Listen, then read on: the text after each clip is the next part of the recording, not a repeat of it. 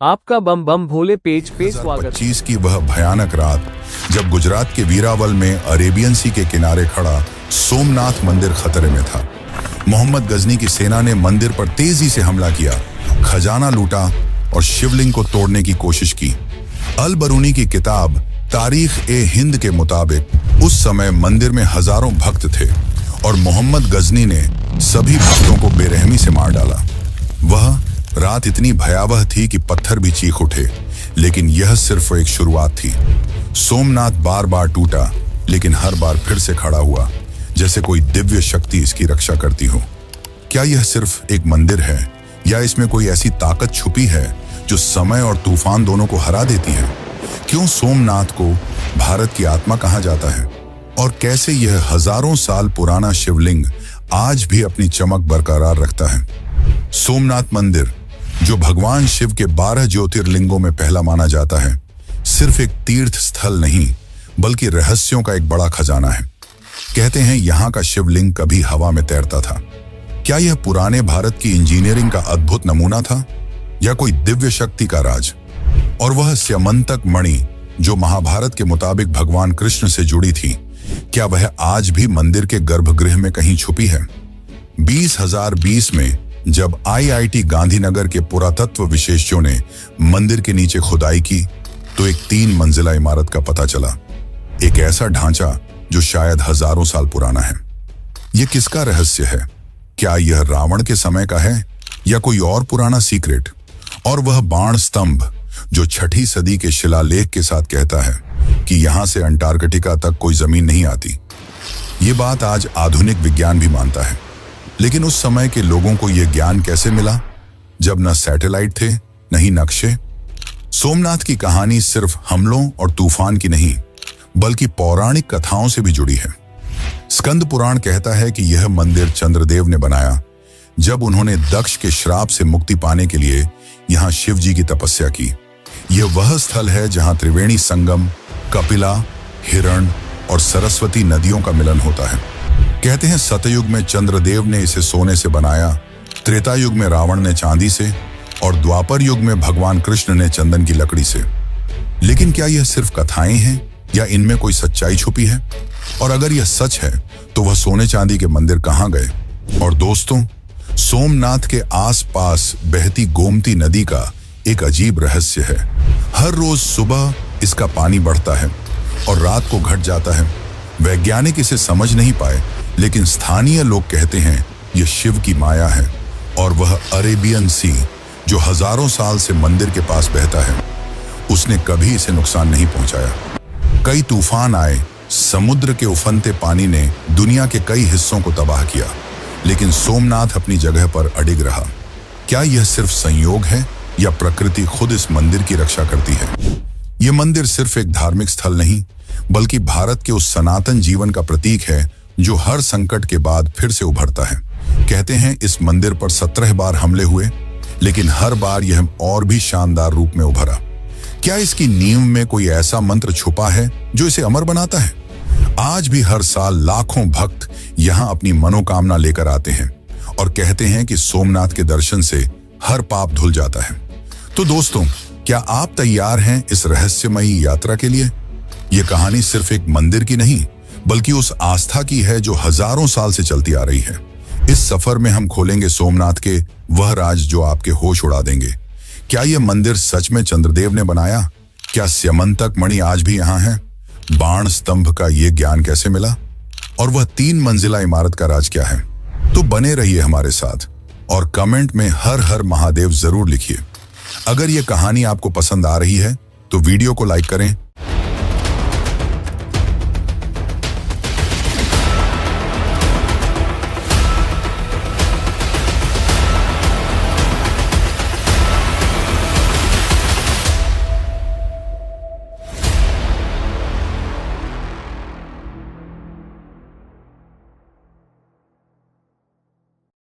दोस्तों, सोमनाथ मंदिर की कहानी शुरू होती है एक ऐसी दुनिया से जहां देवता और असुर एक साथ रहते थे।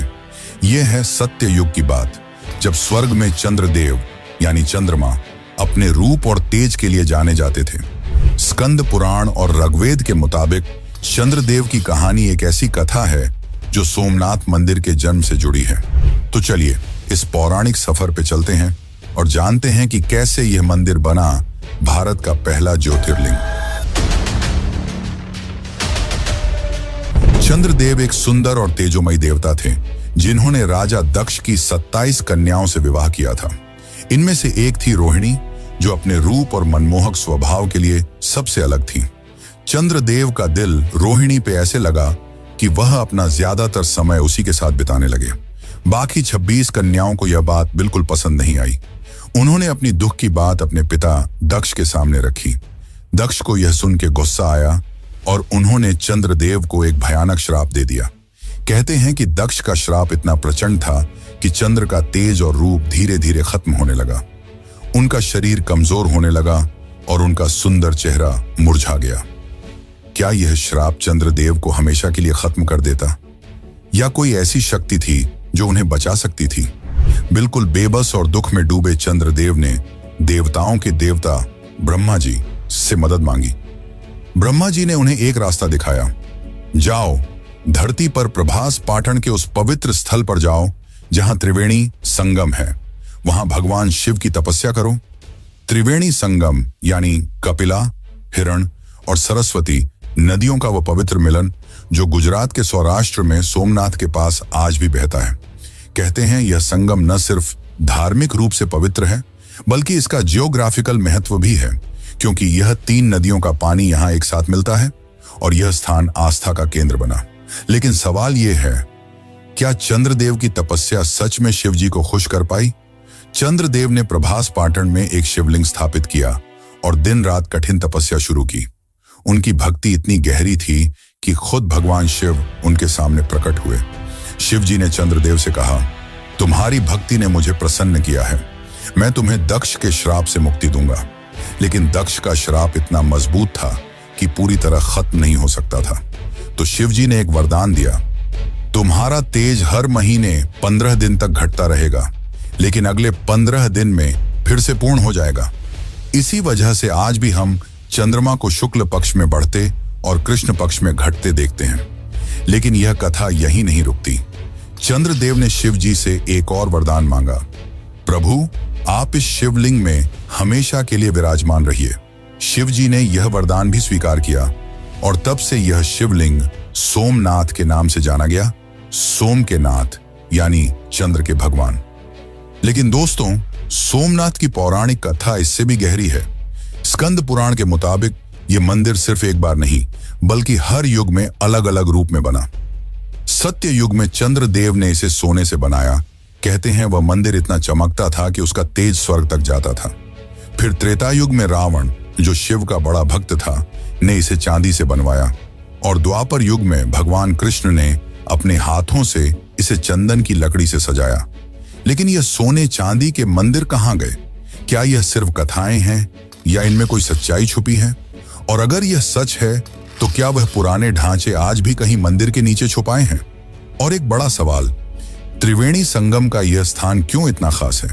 कहते हैं यहाँ का पानी न सिर्फ शरीर को शुद्ध करता है बल्कि मन को भी शांति देता है।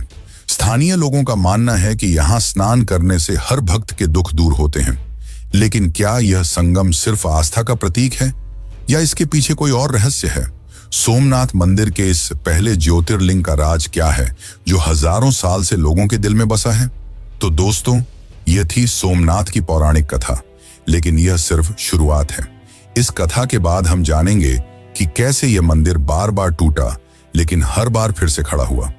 क्या वह स्यमंतक मणि जो कृष्ण से जुड़ी थी आज भी यहाँ छुपी है?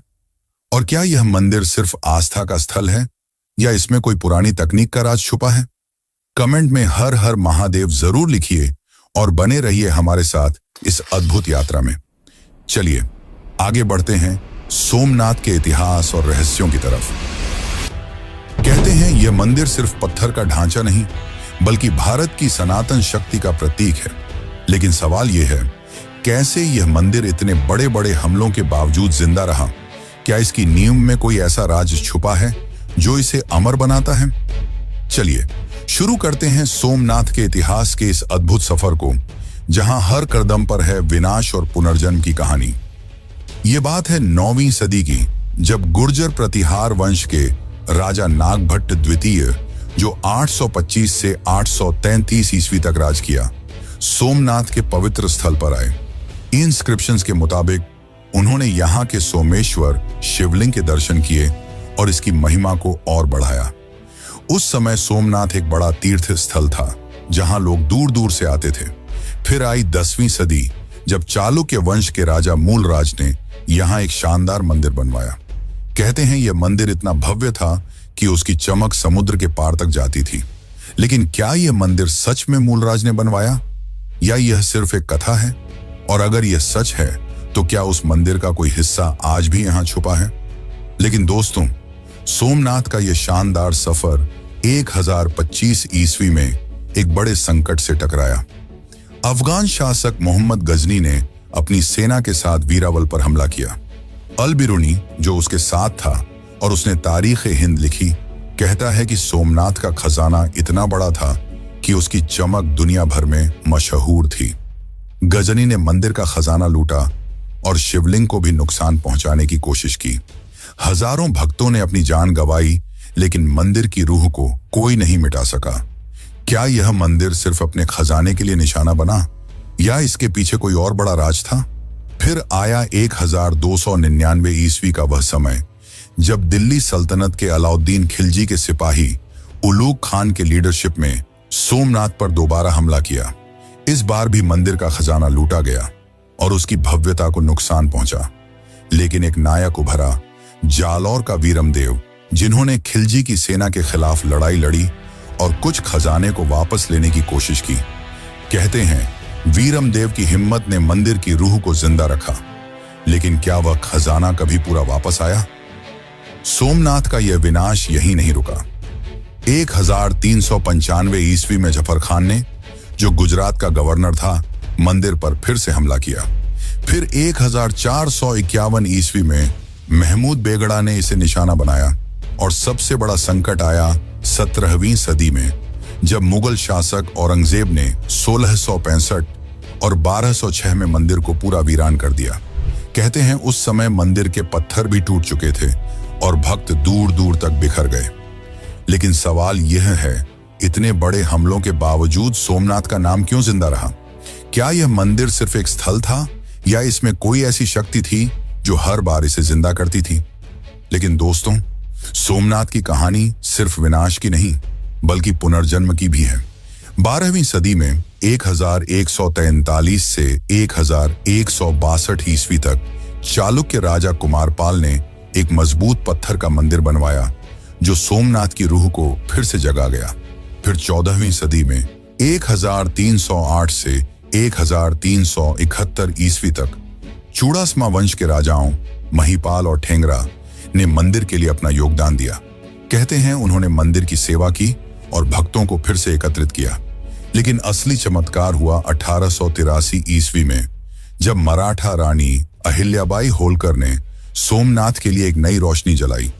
उन्होंने एक छोटा लेकिन पवित्र मंदिर बनवाया, जो आज भी ओल्ड सोमनाथ या अहिल्याबाई टेम्पल के नाम से जाना जाता है।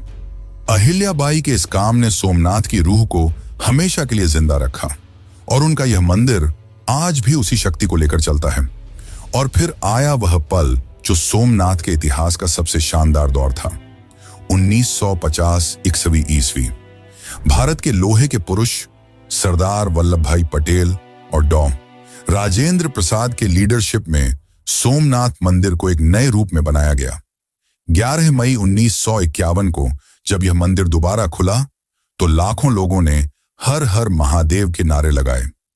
आर्कियोलॉजिकल सर्वे ऑफ इंडिया के मुताबिक यह नई इमारत चालुक्य स्टाइल आर्किटेक्चर का एक अद्भुत नमूना है, जिसका 150 फुट का शिखर आज भी सबको मोहित करता है। तो दोस्तों, यह था सोमनाथ का इतिहास, विनाश और पुनर्जन्म का एक अद्भुत सफर। लेकिन यह कहानी यही नहीं रुकती। आगे हम जानेंगे कि कैसे यह मंदिर रहस्यों का खजाना बना। क्या वह शिवलिंग सच में हवा में तैरता था? और क्या स्यमंतक मणि आज भी यहाँ छुपी है? तो बने रहिए हमारे साथ इस यात्रा में, क्योंकि सोमनाथ के राज अभी बाकी हैं।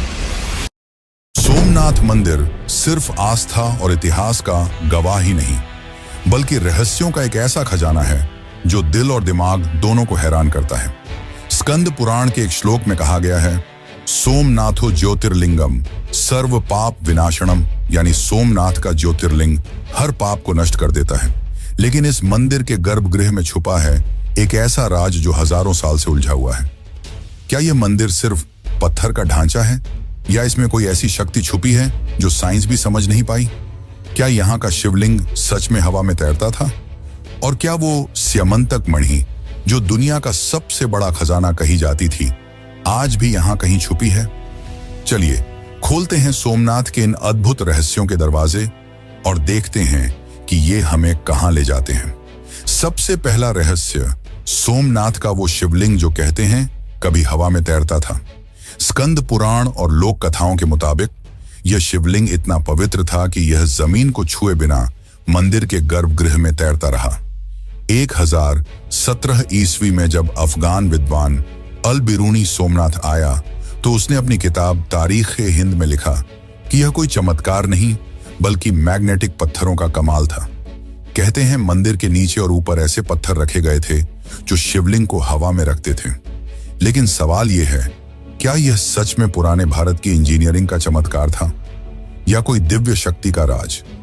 और अगर यह मैग्नेटिक पत्थर थे तो वो आज कहां गए?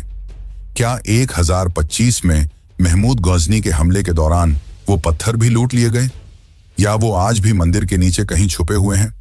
अब बात करते हैं एक और बड़े रहस्य की, स्यमंतक मणि। महाभारत के मुताबिक यह एक ऐसी मणि थी जो भगवान कृष्ण से जुड़ी थी। कहते हैं यह मणि इतनी शक्तिशाली थी कि वह अपने आसपास धन दौलत और ऊर्जा फैलाती थी। पुराणों में कहा गया है कि स्यमंतक मणि को सोमनाथ के शिवलिंग के अंदर छुपाया गया था ताकि कोई इसे चुरा न सके। लेकिन जब 1025 में गजनी ने मंदिर पर हमला किया तो क्या वो इस मणि के पीछे था? कहते हैं उसने मंदिर का खजाना लूटा, लेकिन स्यमंतक मणि का कोई पता नहीं चला। क्या यह मणि आज भी मंदिर के गर्भगृह में कहीं छुपी है, या क्या यह एक ऐसी कथा है जो सिर्फ भक्तों के दिल में जिंदा है?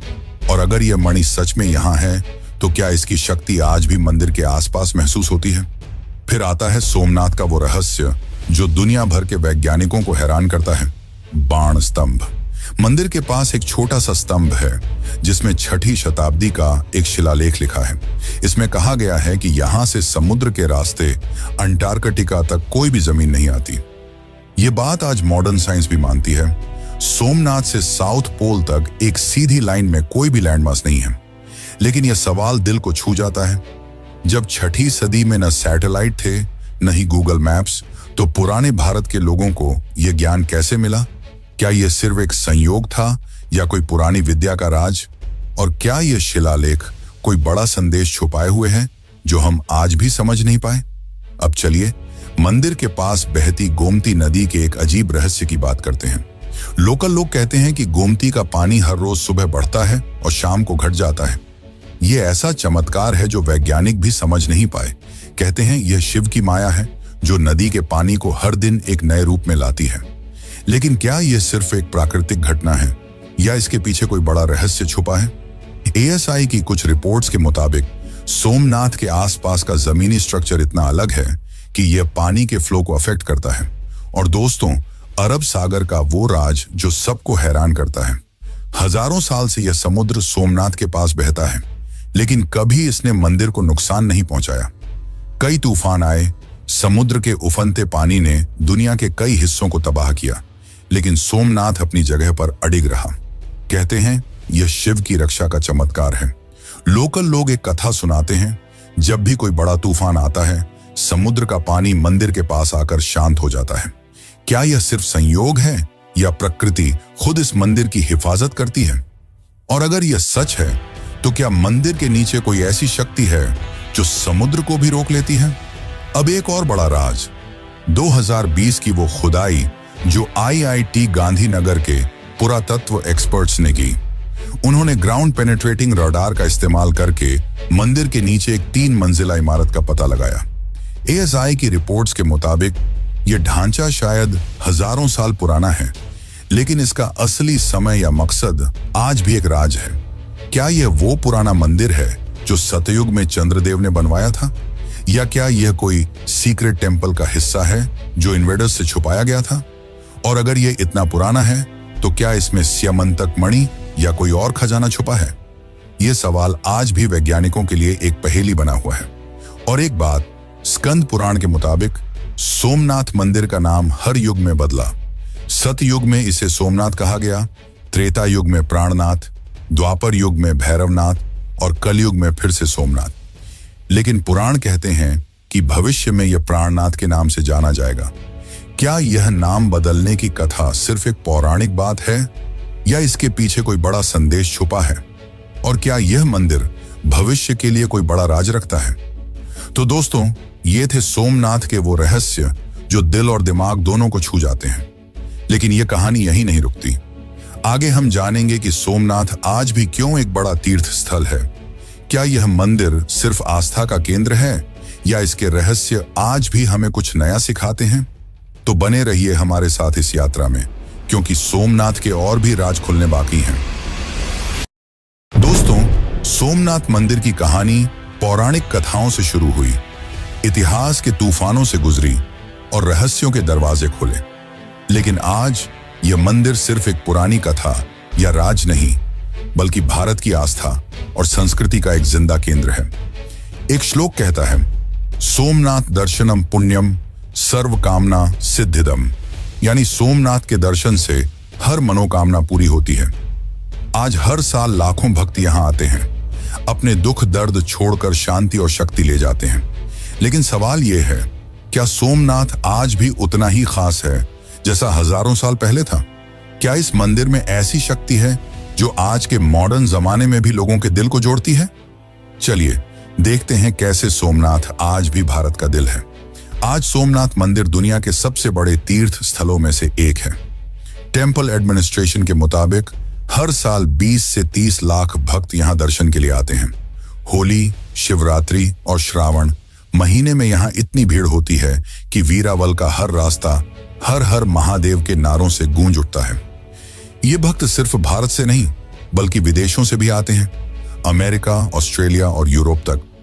कहते हैं यहां का शिवलिंग आज भी वही शक्ति रखता है जो चंद्रदेव के समय में था। लेकिन क्या यह सिर्फ आस्था है या इस मंदिर के पत्थर और हवा में कुछ खास बात छुपी है? और क्यों लोग आज भी यहां अपनी जिंदगी के सबसे बड़े सपने लेकर आते हैं? सोमनाथ की शानदार इमारत आज के जमाने में भी सबको मोहित करती है। आर्कियोलॉजिकल सर्वे ऑफ इंडिया के रिकॉर्ड्स के मुताबिक यह मंदिर चालुक्य स्टाइल आर्किटेक्चर का एक अद्भुत नमूना है।